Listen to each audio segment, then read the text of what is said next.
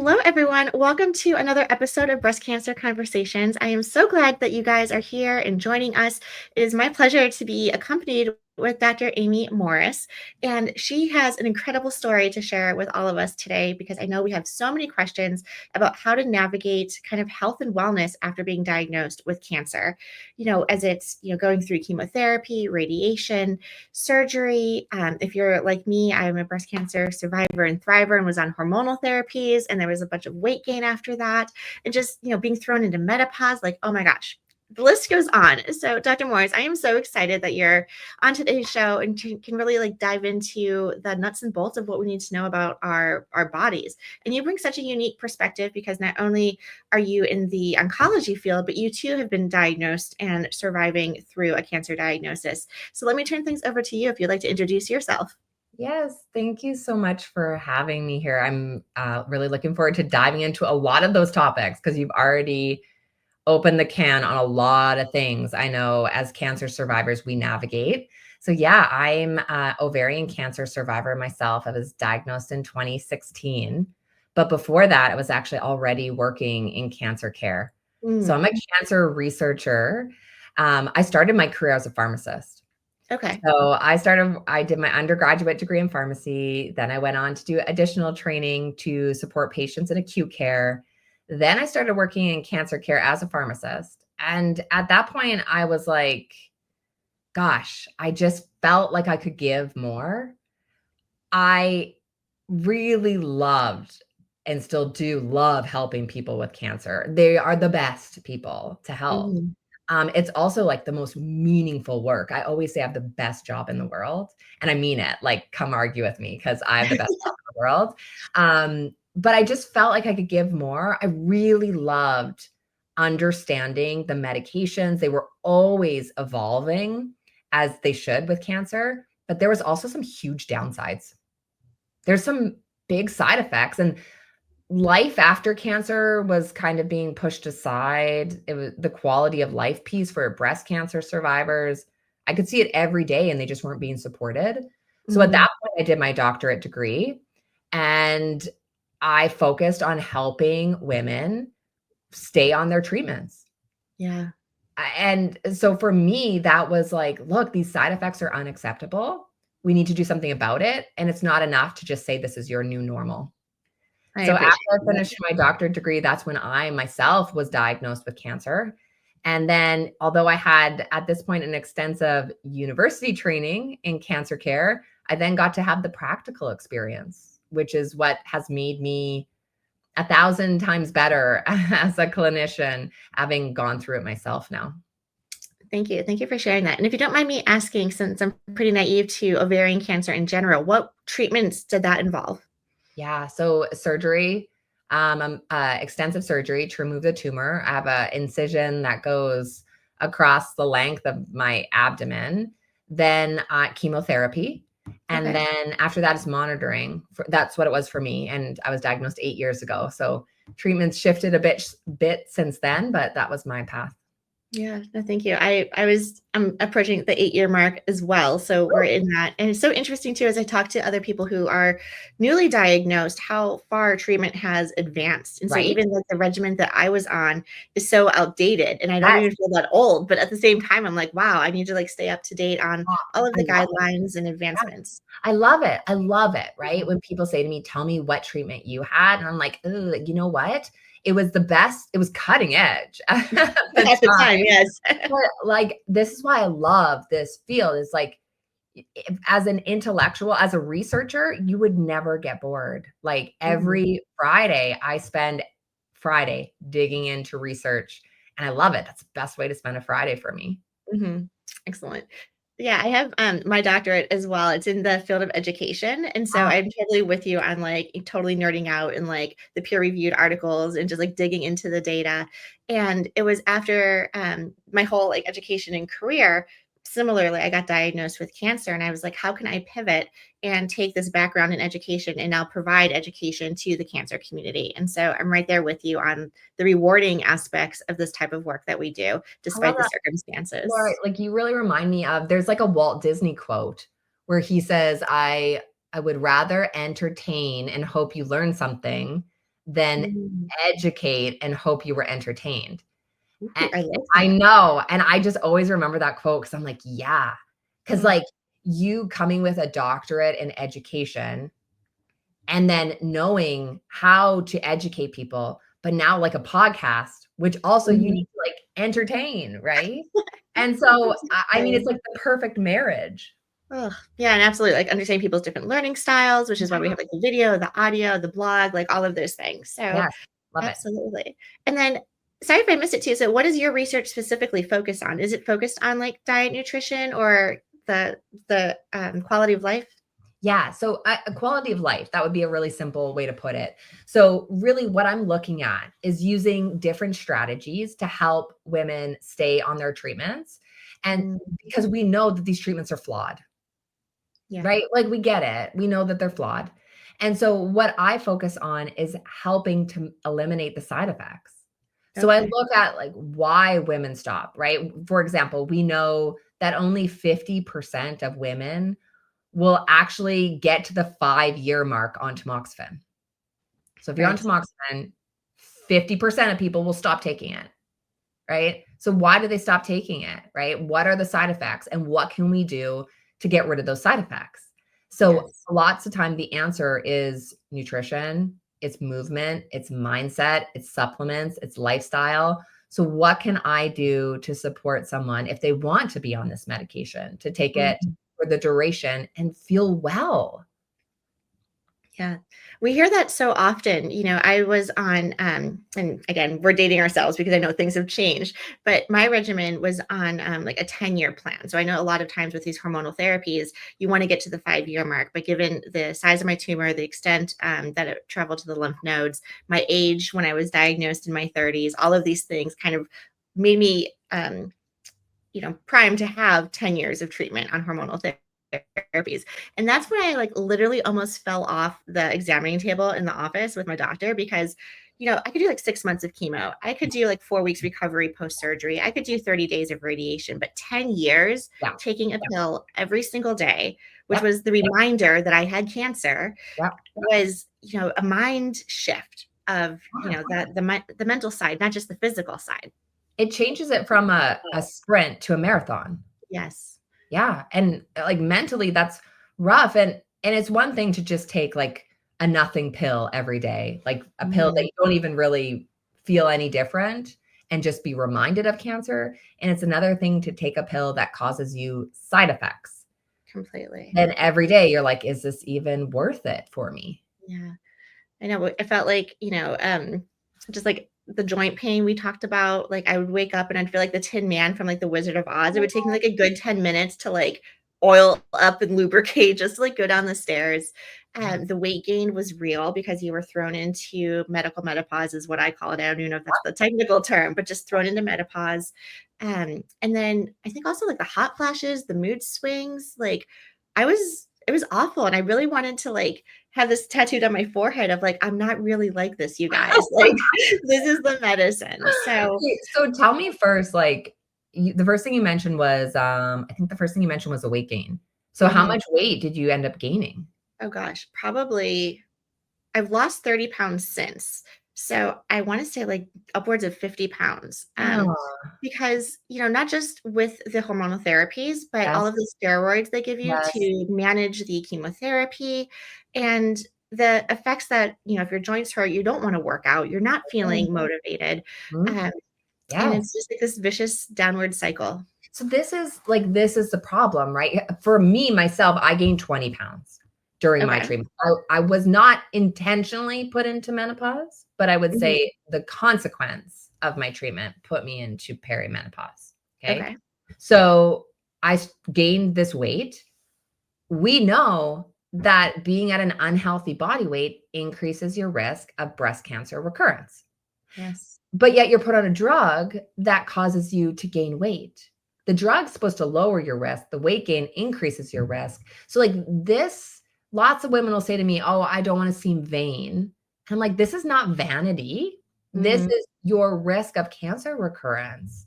We need to get the weight off, and especially like you don't feel comfortable like that, but like let's get the weight off because that is something the power in your hands to lower your risk of recurrence right there.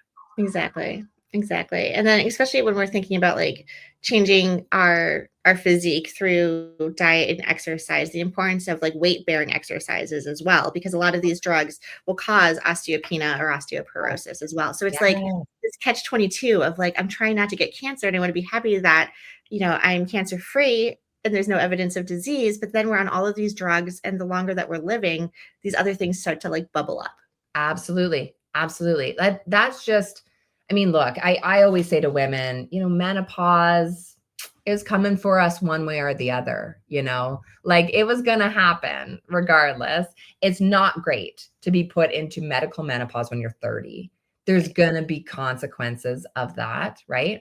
It's not great to be put into medical menopause at any time, but it's definitely more severe if you're less than the age of 45. Okay. But like there's ways that we can mitigate those risks.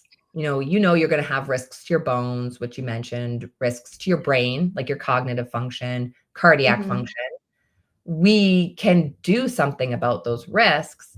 You don't have to feel like you're handcuffed, essentially. Yeah.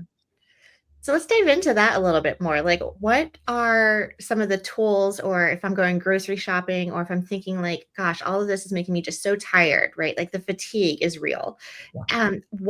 How do we even like figure out what to take and eat and use? I know when I was diagnosed, I feel like people came out of the woodwork of like, you need more kale. Why aren't you doing like green smoothies? Like all of these things. Everyone had an opinion. And I Mhm. was like so overwhelmed that I just didn't know. So how do we like navigate like the science and evidence based information with like my best friend's grandma did this. Yeah, right. I know. I remember that too. I think someone was like baking soda and maple syrup. And I'm a Canadian, so I'm like, well, that's like pancakes, like that is baking soda, that is maple syrup. So Yep. I'm like, this is ridiculous. Like these people that give you their opinions. And I like to believe, like, this is for my own peace. I like to believe it's well intentioned, right? I really Absolutely. do. But it's not helpful, Mhm. especially if you're like, for me, when I was diagnosed, I was already a cancer researcher. Okay. Mm, This is my mhm, entire career. But yet, like you said, your neighbor's grandma is mm, giving you their opinion. And like mhm. this is what I do all day, every day, but still we get this advice, right? So I would think about it this way. First of all, you talked about something that I see a lot of my clients navigate is this overwhelm of information. So be strategic here. And this is not easy, but this is important. Okay. Be strategic. Do not follow everyone that you can on Instagram. Okay.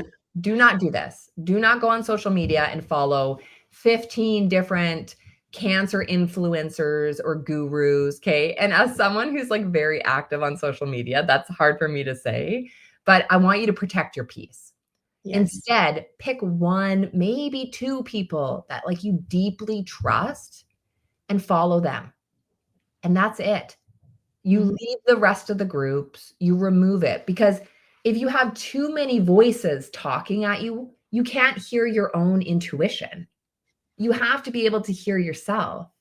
So you might be in a phase where you need to remove yourself, and that's okay. It's for your own benefit. So that's where I would start. Now, if you're wanting to take like practical steps to know what to do to get yourself out of this hole, you kind of have to think about it like a staircase. Mhm. I was just drawing. Oh my gosh, I was just like drawing this for my clients before I got on this meeting. Like, I love it. where's my Sharpie? Like, let me draw this, okay? You have to think about it as a staircase. And you're not able to go to step 1 until you complete you're not able to go to step 2 until you complete step 1, okay? Mhm. So a lot of women will come into my DMs, email me, and they'll say, "What supplement should I take?" Okay. And I'm like, well, supplements are designed to supplement your nutrition. That's Right. literally why they're called supplements. So I can understand the appeal of going to Amazon and putting something in your cart and feeling like you've done some good here for your Mm, health. mhm. But we've got to go back to step number 1 because supplements are like step number 7. Okay. Mhm. So got to go back to step number 1. Step number 1 is your food. Yeah. Okay. If you have exhaustion, which was my number one side effect, like I had been hit by a truck Mm. and I, before cancer, was so active. I was a competitive athlete. I loved to run. I was so full of life. And now I was like deep into Netflix, you know? Yes. Yes. And so we have to correct your exhaustion first. The good news with exhaustion is that it's very easy. I shouldn't say easy, it's very straightforward to correct once you get on the right strategy. Mm. It takes about 21 days, so about 3 weeks to regain your energy. Okay. So just think about how fast that is. By the end of the month, you could have your energy back, right? Yes. And how you get started with that is with your food. Okay. So we first have to look at the amount you're eating. Okay. Many breast cancer survivors, when they come to me, they are not eating enough food. Even though they're gaining weight, they're not eating enough because Isn't that you have to, crazy? Can we just like yes. stop right there? You're absolutely right. Like my like case study myself, right? Like I was quote unquote dieting, trying to eat the salads, having like a smoothie for breakfast, and it didn't matter what I do. I would think about food and gain a pound a day. And like I just saw the scale keep going up and up and up, having to go grocery or actually clothes shopping to buy like, larger pants and outfits. And gosh, that really just like it was this disaster of my identity, who I am, and nothing I could do like changed. You feel out of control. Hmm. Yeah. So when you're on like a hormone suppressing medication, things shift, Yeah. right? I think we're all taught as women, or I'm presuming we're a similar age. Like we're raised to be like, be thin, be small, be petite, Mm-hmm. less. Like you have a salad, right? We're not, Yeah. I mean, things have shifted dramatically now, I hope, for my own daughter, but we weren't taught to be strong Hmm. like that. And so now when you think about eating after cancer, especially if you're on hormone suppressants, you need to think about fueling your metabolism. Mm. This isn't about less, it's about eating the right amounts of the right food to actually fuel your metabolism to burn more calories. Yeah, it's actually counterintuitive, but this is what we need to do now after cancer. Okay. So what does So that mean? Like, how do we fuel our metabolism? yeah. So, like you said, you were eating less, you were eating salads, you were eating nothing. Okay. So, when we eat foods, it's called like the thermo effect of food. Okay. So, you actually will burn more calories based on the foods you're eating. Okay. Hmm. Because different types of foods take different amounts of calories to actually digest, right? So like it's just the effect of actually digesting that food. So if you're eating lots of carbohydrates, which is naturally what you eat when you feel ill, right? Hmm. Yep. Toast, crackers, they're also quick foods. You can make them quickly, right? They're convenient, but Hmm. those don't take a lot of calories to digest. Protein, that takes a lot of calories to digest. So we actually have to like fuel your metabolism. And unfortunately, I think I've worked with over 500 women in the Cancer Freedom Program. I think 2 women have come to me and they were actually eating enough protein. Wow. Yeah. So like this is a big issue among cancer survivors. Hmm. So when we think about like the protein, right? Because actually, and this is so interesting, and I know some of my listeners know this about me, that I was actually a strict vegan before my cancer diagnosis, and so the shock of getting diagnosed with cancer after thinking I was healthy, and I'm pretty sure I was healthy. I definitely ate the pastas, but like I was pretty healthy at the time. But post diagnosis, and it's been a journey. I didn't just like all of a sudden start eating meat again, but over the last 8 years, I started incorporating, dairy back into my diet. I now eat all things. I'm no longer a vegan.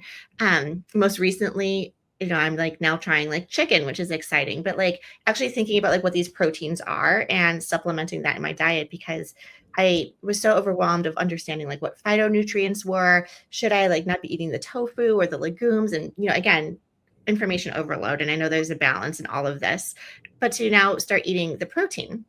The question I have though is like natural foods and protein and whole foods versus like the protein shakes and the protein supplements. Like where does that fall into place? I know we were talking a little bit about the supplements, but is that um, part of this discussion, or is it really like the whole foods piece? Yeah, so like protein powders, this you could put this into a supplement category, but Mhm. this is so deeply tied to your nutrition. Okay. It's really like a food product, right? Mhm.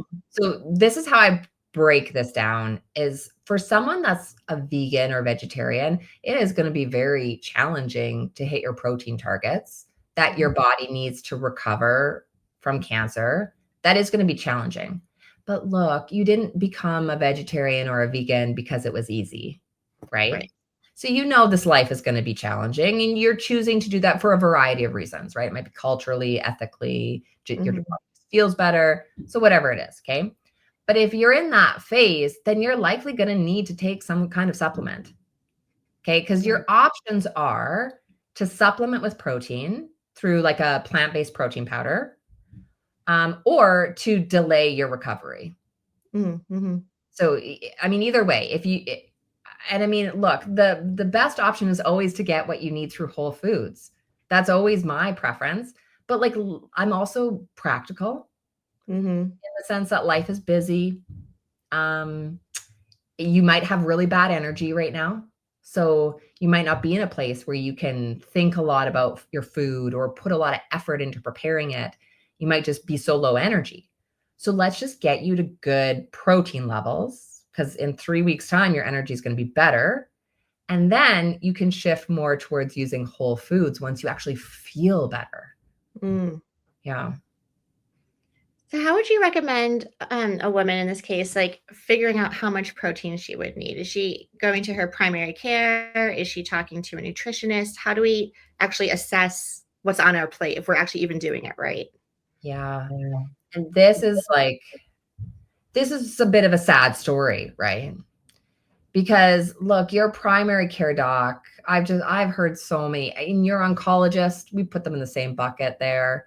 I've heard so many stories. You're not going to get this level of help from them. Okay. Mhm. Here's how I have compartmentalized this in my own brain. Okay. My oncologist, brilliant, Mhm. brilliant oncologist. I loved him as a clinician. Like we broke up, right? Because he didn't need to follow me anymore. I said, gladly, I'll break up with you. But lovely, like intellect, caring. If I asked him about food, he'd say, I have no idea. I got no Yeah. idea. Because you know what? He's a very good surgeon. He's a very Mm. good oncologist. Like, I kind of get a bit like, why are we expecting our oncologists to be like everything to us, right? I really Totally. needed him to be a brilliant oncologist. I got to go find some other person to help me with this nutrition piece, right? Mhm. And that's okay. I like love him for who he is. Now let me go find the next expert to build out my team. Yes. So this is where you've got to be strategic because there's not great support out there Mm. to figure out what you specifically need. I've heard a lot of stories, and I would love to hear good stories. So don't get me wrong about this, but I've heard a lot of stories about cancer center, nutrition support, Mm. giving really general advice, Yes. like Mhm. just make sure you eat all the colors of the rainbow, or like shop the perimeter of your grocery store. Yes. And the women I work with, they're like, yeah, I was already doing that before cancer. So, Mhm. and I'm like, I get it. Look, like the nutrition support at your cancer center, it's meant for the general population. Right. Women that listen to breast cancer podcasts are above average. Mhm. Like the listeners here are special. The women I work with are special. They are motivated. They care about their health. So they're not eating Right. Big Macs every night, right? Mhm. The unfortunate truth is that these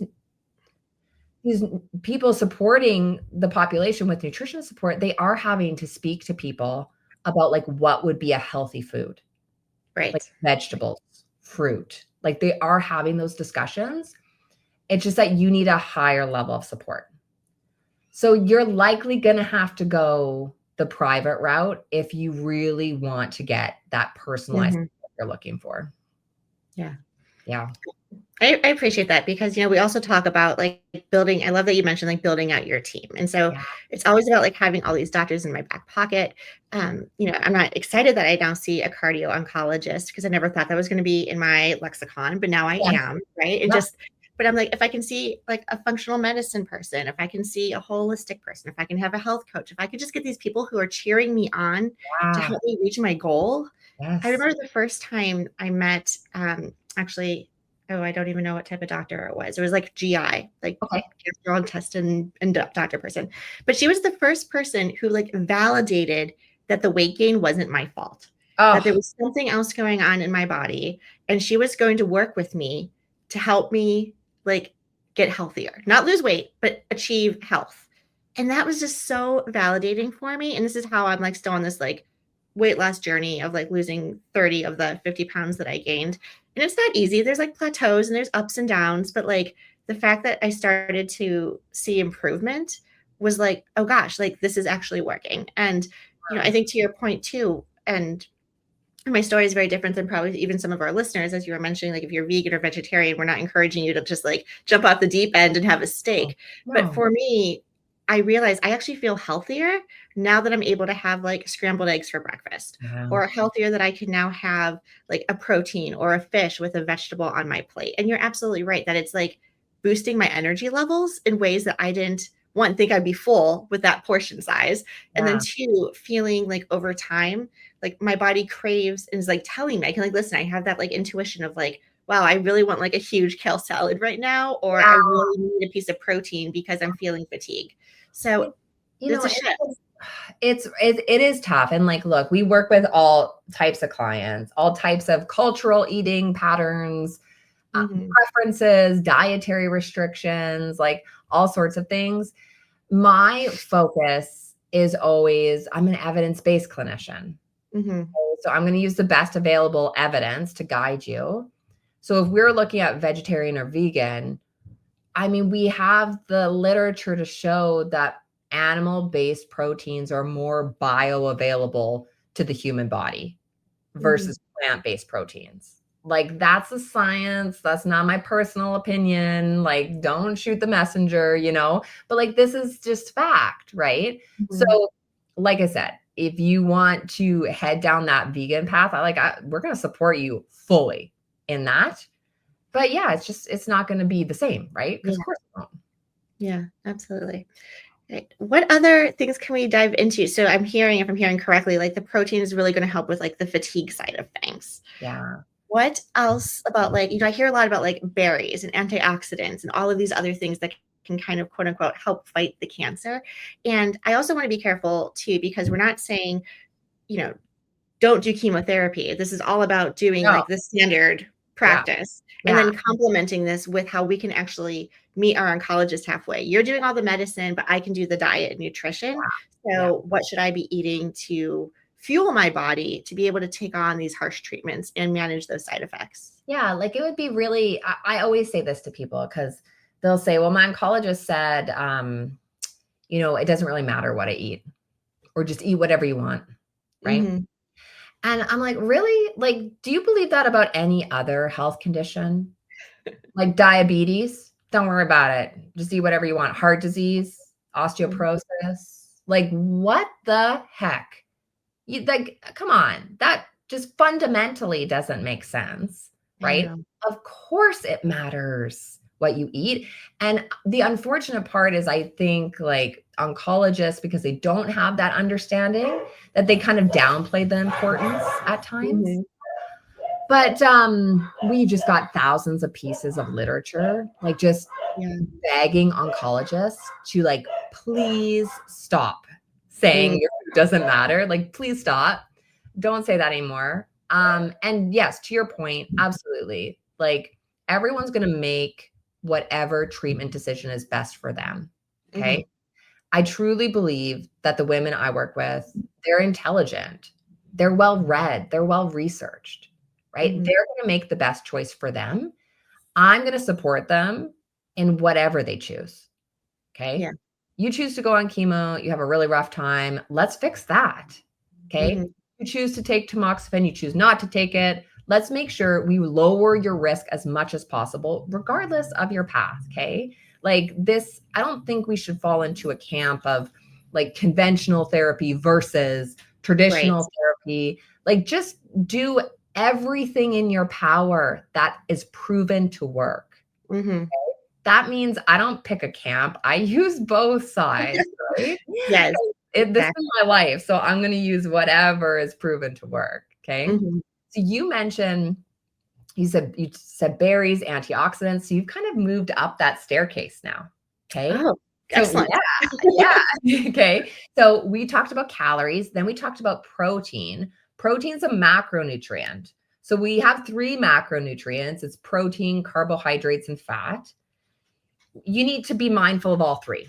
Protein gets a lot of media now. Like it's a lot of press on protein. Carbohydrates got more press in like the 90s, right? And the Mhm. negative side. But the take home message is that they need to be balanced, specific to you, your body, your treatment. Okay. Okay. This is a personalized treatment plan when it comes to your macronutrients. Okay. Mhm. Then you mentioned berries and antioxidants. So now we're moving on to like micronutrients, right? Mm. So antioxidants, fiber. Fiber is hugely important, especially breast cancer survivors. We know we can drop your cancer risk. Then with vitamin D, we know that is proven to drop the risk of recurrence. Okay. Mm. So we need to look then, once we get the macronutrients sorted, we need to go up that staircase and look at your micronutrients. Excellent. And so, gosh, you just threw out a lot of like vocabulary and understanding like the dietitian side of like life. And so, I'm thinking too also, and I've read, you know, maybe you can provide some like resources and we can talk about this a little bit like at the end of the podcast. Like, where can people go to like learn more or like reputable websites to learn about the nutrition? I think I was reading a book and it was talking about like the combination of, have your orange, but a couple almonds because the fat and the citrus are going to work together and like complement each other, or like this whole science behind the food that yeah, I frankly, I don't know. I don't understand. I just eat what I'm attracted to. Yeah. But if I'm hearing what you're saying, like I love the science that you're bringing into the nutrition piece. But how can we map to that? Mm. So, I mean, I think at the end of the day, people do overcomplicate this a bit. Okay, Okay. so I just did that. No, no, Thank no, you. you did it. You didn't. You didn't. You didn't. You're just, I would say like, okay, so now like, should I eat the orange with my almonds? Is that the answer? Right. Or like, Mhm. or maybe it's like this other thing that I saw, right?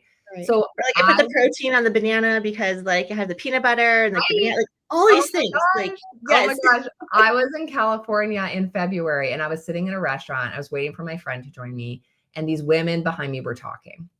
And the one lady had it all figured out, right? She was like, "Hey, Mhm. look, so this is what I do. So every morning, get my sourdough bread, and I always put peanut butter on it because I need the protein to balance the carbohydrates." And I was like, "But peanut butter gets like way too much credit for having this teeny tiny amount of protein in it. Right. So Right. like peanut butter is not a protein source, okay? And you're sitting there and you're like, don't say anything. Don't say anything. Amy, don't say anything. Don't say anything, right?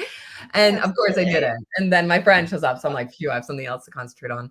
But like Yes. at the end of the day, we still have to go back to like, are you eating the right amount of calories? Okay. Mm. Because truthfully, it doesn't matter if you eat the orange and almonds in the morning if you're not eating the right amount of calories, or if you're Mhm. not getting the right amount of protein.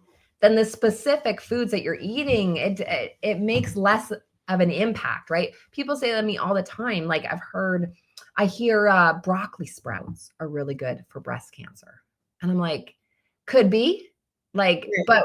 but how? Like, what about your calories? What about your macros? And I know it gives like less clarity, and it feels like a bigger task to take on. Mhm. You're going to be so much further ahead if you go and step back and actually assess. So this is like a really practical way to start. The first step in all of this is self-assessment. Mm. You have to self-assess. So Laura, let me ask you, do you track your food every day? I do not.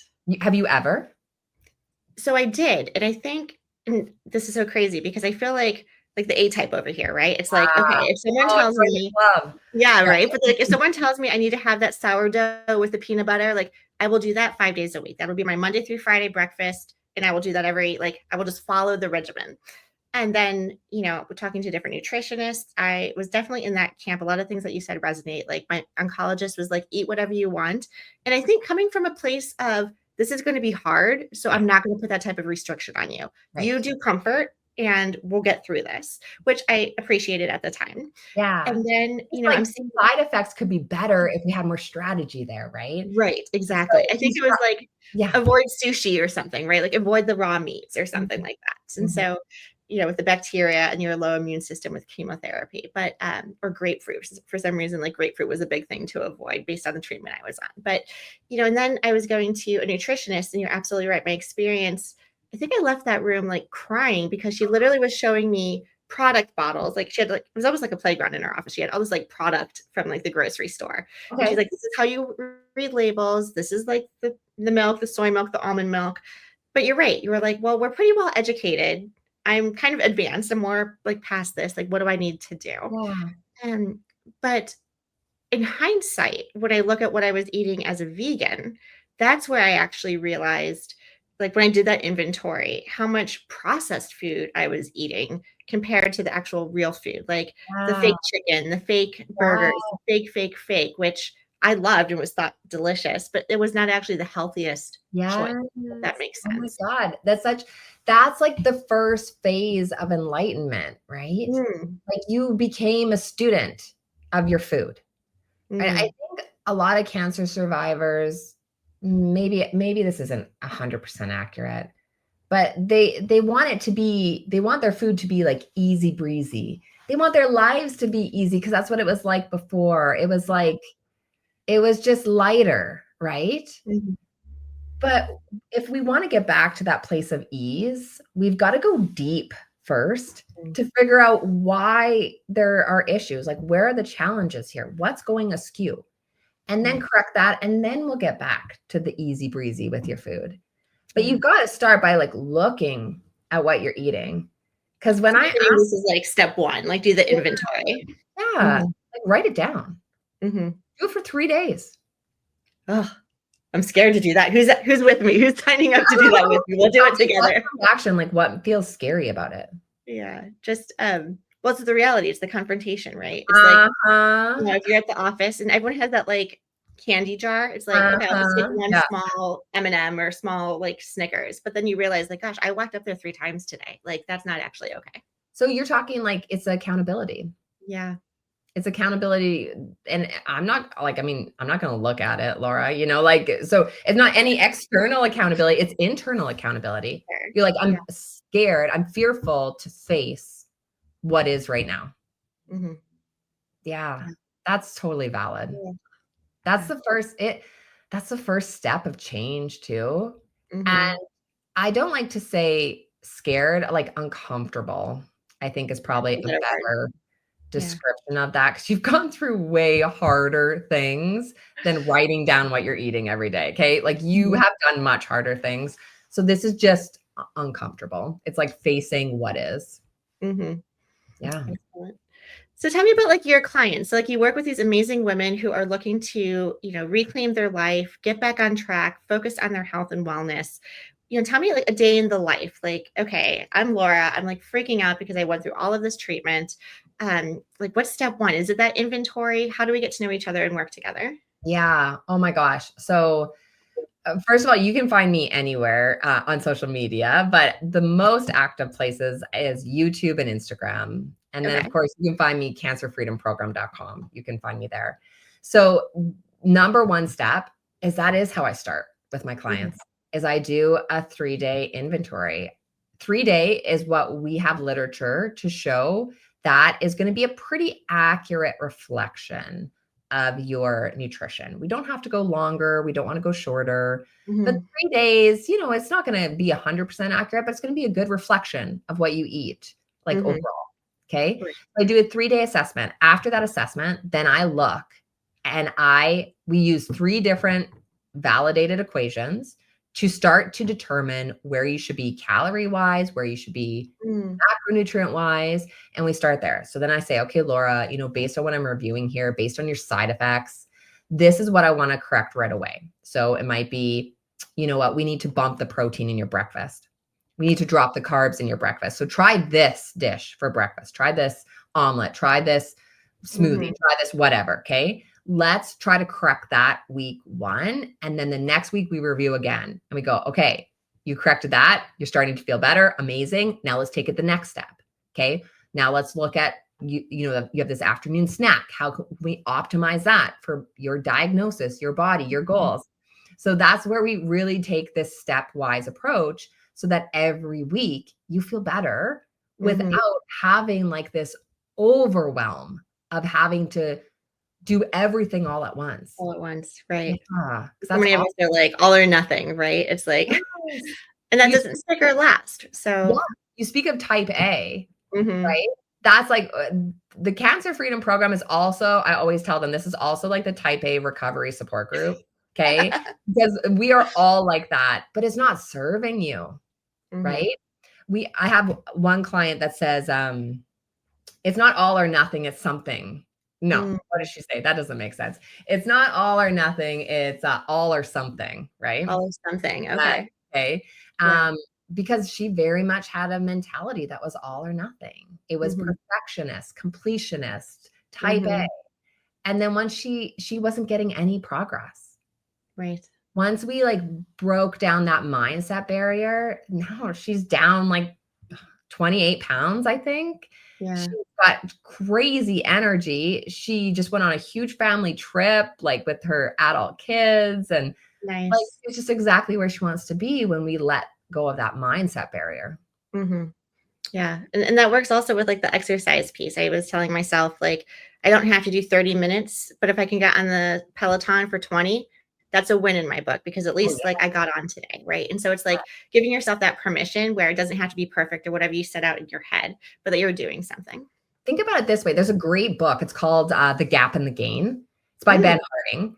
okay. Um, it is a great book. It talks about, uh, if you think about where you are now, okay, and what you just said. You said 30 minutes on the Peloton, Mhm. okay? Like, who decided that you should do 30 minutes on the Peloton? Like, who did someone, like, come down from the sky and, like, give us this this is, like, arbitrary, Right, right? right, Like, right. it's a goal that Laura put on herself, okay? Mhm, So, what you're doing is you're saying, I'm doing, let's say I went for a walk today instead of going on the Peloton, okay? But I failed because you're mm, comparing yourself to this 30-minute Peloton metric, right? Versus compare yourself backwards. Think about Laura, 5 years ago, mhm, and think about the improvement you've made in your exercise over the past 5 years. Like, always compare yourself backwards from where you've come from instead of comparing yourself to the horizon, which is mm. just like this arbitrary metric, right? Yeah, and it You're gonna be keeps going so much. further and further. You're like, you're never Right, gonna get there. exactly, because once you start doing 30 minutes, Right. your next goal will be 45, Yeah, right? You'll yeah, just drive absolutely. yourself crazy. Yes. Yeah. Then I start getting up earlier, the alarm clock's going off earlier, like, "Oh my god, yeah, you see where this is going." Yeah, exactly, exactly. Yeah. Ah. Well, Dr. Morris, this has been so helpful and enlightening, and I really hope by sharing some of my own personal experiences with cancer, nutrition, weight gain, side effects, fatigue, joint pain, that your recommendations are resonating with a lot of our listeners, those people who are out there navigating a diagnosis or navigating survivorship after a diagnosis. And so, is there any other like tidbits or last pieces of golden nuggets you want to leave with our listeners? And I'll Oh, definitely be sure to post all of your social media and your links and your websites in the show notes below so people yeah. can find you. Yes, well, I'll definitely, like, I have, a free download that I'll send over to you. You could absolutely include that. Anyone's welcome to have it. I think it's been downloaded 40,000 times. Amazing. So, absolutely, it's a great place to start if you're just feeling overwhelmed. It's got practical strategies on how to get started. I Okay. think, like, in terms of leaving, like, a last bit of wisdom here for you is, you really do not need to settle after cancer. You do not Mm, need, I say, new normal. is a term of complacency. Totally. This is something that's pushed on women that they should just live with it, just accept it, just get used to it. Mm, Because, like, think about it this way, there are women that are living their healthiest life now yes. after cancer. So true. If they can do it, you can do it. There's nothing like special or unique about them, right? They simply like made up their mind that they were not going to accept new normal and they headed down that path. And so it's all starts with just like that mindset shift of rejecting that new Mm, normal is something that you just have to deal with. I love that. Giving us permission to reject that. That's Yeah. cool. Ooh, Oh, okay. it's powerful.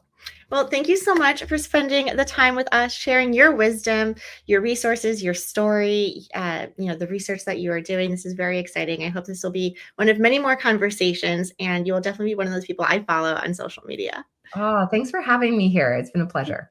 Thank you.